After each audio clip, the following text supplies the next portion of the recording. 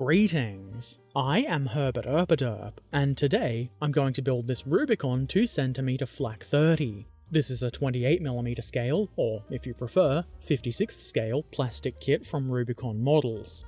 The kit can of course be built as a standalone gun, either on the ground or mounted on a trailer, but it can also be mounted on the Rubicon Sd.Kfz 10, assuming you've built the /4 variant. And I have. You may remember that I did this a couple of weeks ago, and there's a link to that video in the description below. Feel free to go and check it out. The back of this box is about what you would expect to see on a Rubicon box. A basic painting guide, some information about the gun, and this one has a digital rendering of the model with its crew. I guess normally you would see an image of the decals there, but there are none included with this kit. Inside the box we find two sprues, containing enough bits and pieces to make the FlaK 30, its trailer, and an ammo box that can be mounted on the trailer. Also 4 crew figures, which you will certainly be surprised to learn I have decided not to use. I'll just pretend that the crew is off having lunch under a nice tree or something. You know, pleasant wartime activities. Anyway, the plastic here is quite nice. It's pretty much exactly what I would expect from a Rubicon kit, which is to say that it's rather good. Other than the ever-present mold lines, one of the persistent issues in our hobby, though they're not too bad at all in this kit. Other than that, I wasn't able to find any molding errors or defects. Good quality all around in my opinion.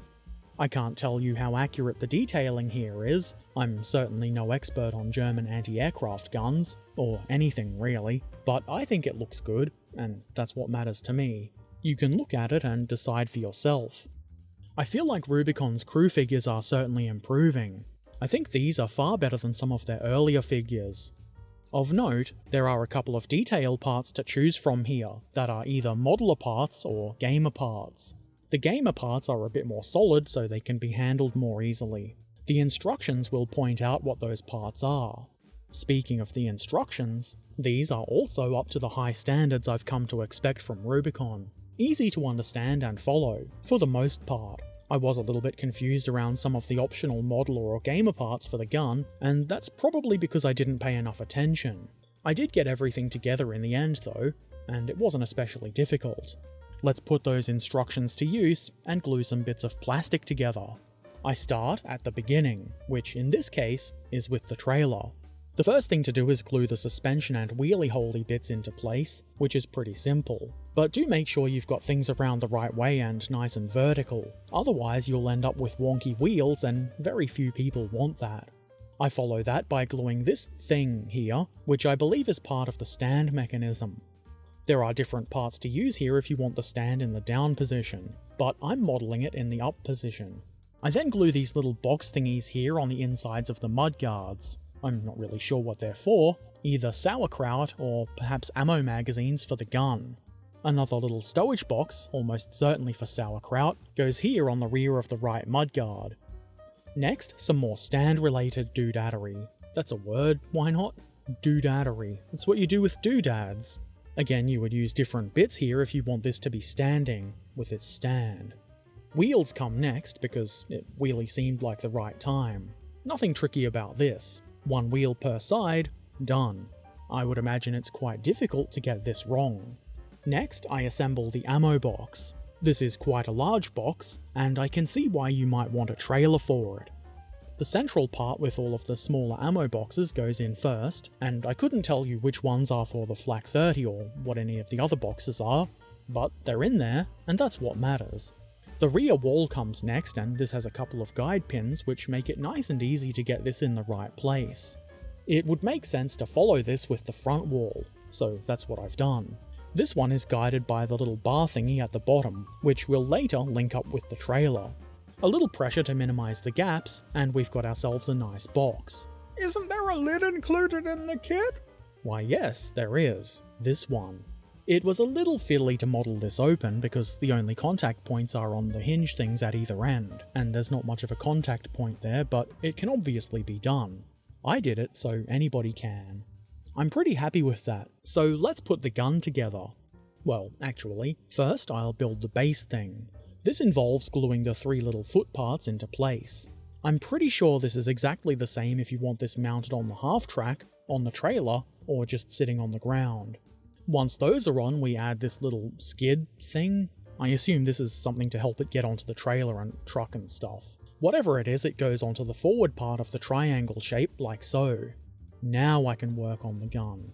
We start by sliding this main chunk of gun into this thing, which probably has a fancy technical name. Once that's glued into place, that assembly can then be mounted on the gun holdy frame thing. This has an interesting feature in the keying. The gun is keyed so that you can position it horizontally or at 36 degrees elevation.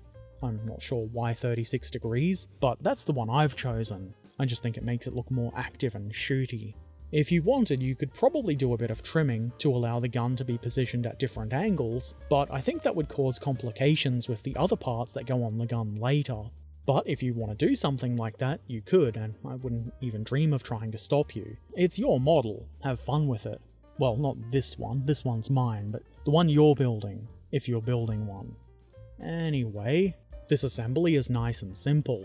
Once I've got the gun sandwiched between the mounts, I add this magazine of ammo, a little kajiggering to make sure that it's not hanging down at some weird angle, and job's a good'un. Next, I glue the gun assembly onto the round base thing. This is also pretty simple. The parts go together in such a way that it should be easy to notice if you're doing it wrong, so don't do it wrong, just do it the right way. Simple. At the rear, this little platey bit can go into place. A little pressure was needed, but nothing too extreme. We'll mount some stuff here later, but I felt like it was a good idea to leave it bond for a bit before trying to add anything else, just so we don't knock it out of place. This control wheel, which I'm assuming is for elevation, goes on next. This is keyed for whatever reason, so you can't have the handle any way you want it, only where the kit has decided you're having it. I then assemble the seat, which consists of two parts. A cushiony bit that attaches to the backrest bit. Simple. Then, why not glue that into place? It did take a bit of pressure to get it all the way in, but once it's there, it looks pretty good. This control wheel, probably for traverse, goes on next. If I was a bit smarter, I might have put this on before the seat. It probably would have been slightly easier. Doing it this way wasn't hard at all, just might have been easier. Next comes this thing, which has to do with the elevation and gun side. This is the gamer's one. It's a single part, or more accurately, it's a choice between two parts depending on your gun's elevation. The modeler's version consists of two parts. I was a little bit confused by the instructions here, because one of the modeler's doodads is added at this point, but the other one is added later. It's probably mostly my fault. I was probably tired and didn't quite get the instruction, so I've ended up with the gamer's version anyway, though I think I probably would have liked the modeler's version more. Oh well, I don't think it's a big issue, just be careful if you really want one over the other, I guess. Next we add the main portion of the gun shield. It goes on nice and easily like so. The central bit of the gun shield can then be slid down over the gun. Obviously, because the gun is elevated, there's a bit less around to glue it to, but that's okay. It'll still stay where we want it, or else. The little supporty doodads go on here, and I made a mistake here. I missed an instruction to drill some holes, so now there's no mounting holes for these on the framey bit. Not the worst thing in the world, I guess, so I don't worry too much about it, but don't do what Herbert can't read instructions Erpaderp does. He's a bad egg. You stay away from him. There's another little bit of gun shield that goes on the left, and this can be modelled folded up, and that's for when the gun is in transportation mode, presumably so that it fits on its trailer. As you can probably see, I've modelled it in the down position. Now we can mount it on the half-track, which I think is a really cool looking model, and as I probably said at the start of the video, you can check out the build video for it, which is linked in the description. I glue the base thing, which we put together at the start, onto the three mounts on the half-track's bed, which is just as easy as it looks, if not easier. And the gun simply sits in place on top of that. There's a little guide pin here, but not much friction, so it's easy to knock this out of place. You could use glue, as I've done, or you could do some magnet trickery, or you could just deal with having a gun that falls out of place easily. The choice is yours. Have you forgotten about the ammo trailer, Herbert? You might think so, but no, I haven't. Honest. Attaching this to the trailer is pretty simple, as I imagine attaching the gun would be, though I did initially have a little trouble getting the forward connecty thing in place. but I trimmed it back and that solved that. A little bit of glue in the right places, and we've got an ammo box in a trailer that should stay there, assuming no violent handling occurs. The trailer hooks up to the half-track with the gamer-style hitch included with that kit, and, well, I couldn't drive it along the desk and have the trailer stay attached, but you can sit it there and have it connected, so there's that. So that's the Rubicon Models 28mm scale plastic 2cm FlaK anti-aircraft gun with SDAH 51/52 trailer completed. That was a bit of a mouthful. Why can't these things have catchier names? It wouldn't be as descriptive, Herbert. Yeah, okay. I'm very pleased with how this has turned out, though as usual, I'm not surprised. I sing the praises of Rubicon pretty much every time because their kits are consistently really good, and they're always improving. This gun was pretty easy to put together, but it does look like it might have been a bit more complicated. I mean, sure, it is a wargaming piece, and it doesn't have the super intricate fine detailing you might find on a 35th scale FlaK gun, for example, but it's pretty good. Even better when you consider that it's been designed to be handled and used as a gaming piece. I quite like the options the kit has. I mean, it's not a huge range of different stuff. Whatever you do, it's still going to be a FlaK 30, but I like that you get the choice of modelling it on a trailer, or on the ground, or mounting it on the half-track if you've got that kit. And it's nice that there are two versions of the sight mechanism. Also, it was a good fun build, which didn't take too long. I would say that it's a nice quick afternoon project. I'm sure there are some people who will complain that the gun and half-track are separate kits, but I do like that Rubicon offers kits that can be combined with others, and if you don't want the half-track, only the gun, it is much cheaper to just buy the gun by itself. Makes sense to me. I'm not sure how useful anti-air is in games like Bolt Action, but it's a welcome addition to my German force anyway. Maybe the rules allow for it to be set horizontal and used against tanks, or unfortunate infantry. Who knows? Probably somebody, but not me.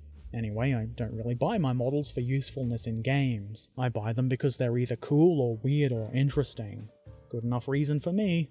If you have any questions or comments, feel free to put them in the comment section below. If you've built one of these, or any other cool models and you want to share, why not drop by our friendly Discord community and share some pictures? That would be awesome. If you want to watch me build kits like this one live on stream, head on over to my Twitch channel. The link is in the description, and if you've not already done so, why not subscribe for free here on YouTube? Being free, it costs nothing. Thanks, Captain Obvious! Or if you have the means and you want to help a Herbert Erpaderp do Herbert Erpaderp things, and see my videos a bit early, consider becoming a patron. You can find links to Patreon, and all of my other things like social media, in the description below. And, as always, I shall return soon. So until then, be excellent to each other, have an amazing day, and thanks for watching. Farewell.